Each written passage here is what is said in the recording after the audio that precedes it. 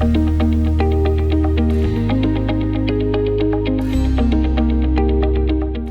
Bladder cancer के साथ अगर पीलिया हो जाता है तो पहले हमें उस पीलिया को कम करने की कोशिश करनी होती है। उसके लिए हम मुंह से दूरबीन डालकर पित्त के रास्ते में यानी बाइल डक्ट में एक प्लास्टिक का स्टेंट डाल सकते हैं, जिससे वो बाइल वापस से लिवर से फ्लो होना शुरू हो जाता है और पीलिया कम हो जाता है। अगर मुंह के रास्ते से दूरबीन डालकर स्टेंट नहीं डाला जा सकता है तो एक प्रोसीजर होता है PTBD, परक्यूटेनियस ट्रांसहेपेटिक बिलियरी ड्रेनेज।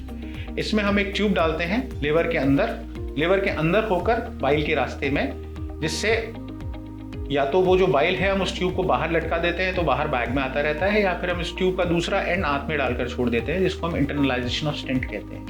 ये दोनों ही तरीके पीलिया कम करने के काम आते हैं। अक्सर गॉल ब्लैडर कैंसर के साथ अगर पीलिया हो गया है तो उसका ऑपरेशन बहुत ही मुश्किल होता है। बहुत ही कम मरीज उस ऑपरेशन के लायक रहते हैं जो गॉल ब्लैडर कैंसर के साथ पीलिया होने पर किया जाता है।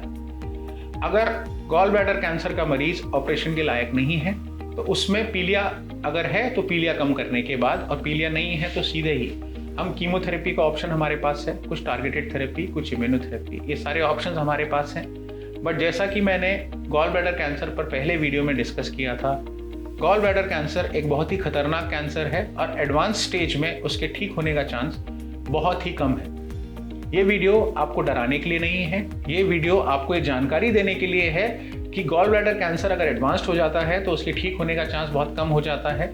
एक common cause gall bladder cancer का गॉल ब्लैडर स्टोन, जिसको हम कोलीलिथियासिस कहते हैं या पित्त की थैली में पथरी कहते हैं, वह भी है। सो मेरी आपसे विनती यही है कि अगर गॉल ब्लैडर में स्टोन किसी को भी डायग्नोस होता है तो उसके ऑपरेशन करने में हमें देर नहीं करनी चाहिए। बहुत बहुत धन्यवाद।